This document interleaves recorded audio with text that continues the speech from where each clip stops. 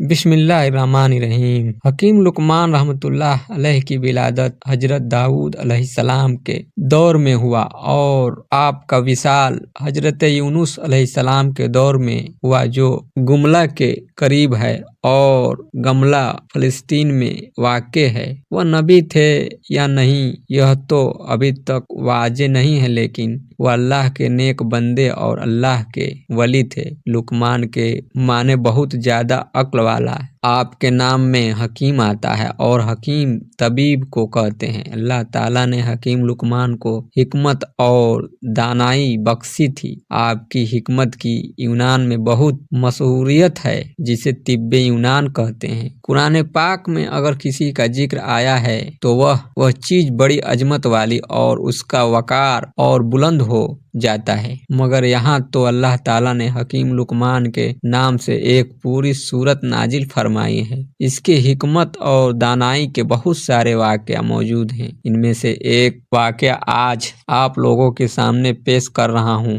कहा जाता है कि हकीम लुकमान के दौर में हर चीज को जबान दी गई थी। बेजुबान को जुबान थी। जड़ी बूटियां खुद बोलकर हकीम लुकमान को बता देती थी कि हम इस मर्ज की दवा हैं या हमसे इस मर्ज की शिफा लो। इस हवाले से एक वाक़या बहुत मशहूर है कि हकीम लुकमान ने समंदर के दूसरे किनारे को ढूंढने का फैसला किया। उनके पास एक तोता था जो उनसे बातें किया करता था। हकीम लुकमान ने अपनी हिकमत से जड़ी बूटियों से एक देसी दवा तैयार की, जिसके खाने से तोता बगैर कुछ खाए पिए और बिना थके 6 महीने तक अपनी उड़ान को जारी रख सकता था। हकीम लुकमान 2 ऐसी गोलियां तैयार कर दी। एक अपने तोते को खिला दिया और दूसरा गोली तोते के गले में बांध दिया और तोते को नसीहत की कि तुम इस गोली को खाकर 6 महीने तक बिना थकावट के, बिना भूख प्यास के उड़ सकते हो। और साथ ही यह नसीहत की कि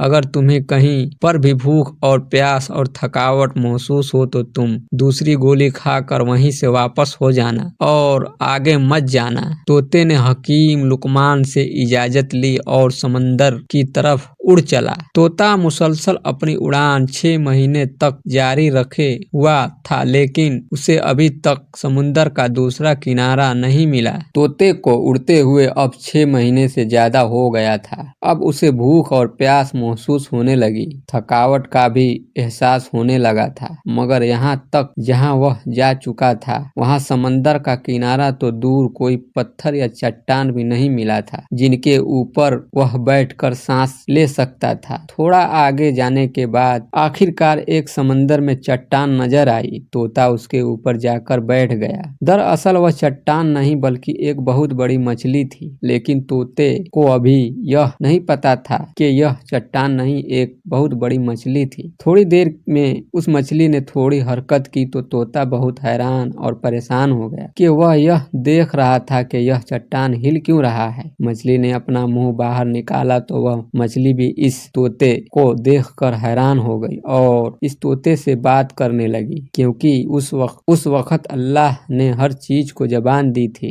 इसीलिए मछली ने उस तोते से पूछा, तुम कौन हो और यहाँ तक कैसे पहुँचे? तोते ने कहा, तुम कौन हो? तो मछली ने कहा कि मैं इस समंदर की मखलूक हूँ। तब तोता बहुत हैरान हुआ और बोलने लगा कि अल्लाह की पनाह मैंने अपनी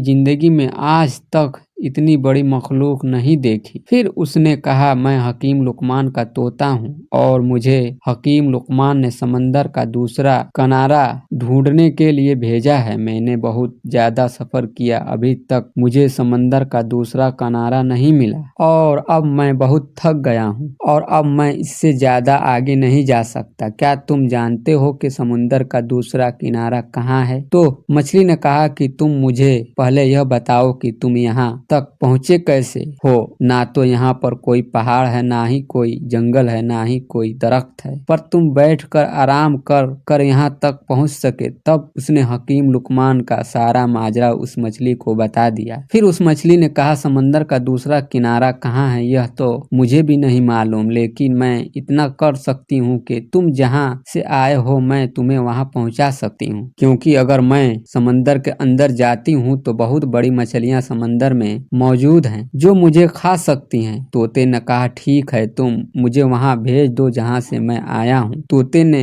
ऐसा ही किया, मछली के पीठ के ऊपर बैठ गया और फिर मछली ने पलक झपकते ही उस तोते को उस जगह पर पहुंचा दिया जहां से वह चला था। तोता यह देखकर कहने लगा कि मुझे तो 6 माह लगे थे वहां तक पहुंचने में और तुमने तो मुझे पलक झपकते ही यहाँ पहुंचा दिया। तोता बहुत हैरान हुआ और सोचने लगा कि अभी तो यह मछली यह भी दावा कर रही है कि उससे भी बड़ी बड़ी मछलियां मौजूद हैं। तोता हकीम लुकमान के पास गया और जाकर अपना सारा माजरा सुना दिया। हकीम लुकमान ने जब यह सारा माजरा सुना तो बहुत हैरान हुए और अल्लाह की बारगाह में सजदा किया और कहने लगा कि अल्लाह, बेशक तू ही जानता है कि समंदर का दूसरा किनारा कहाँ है।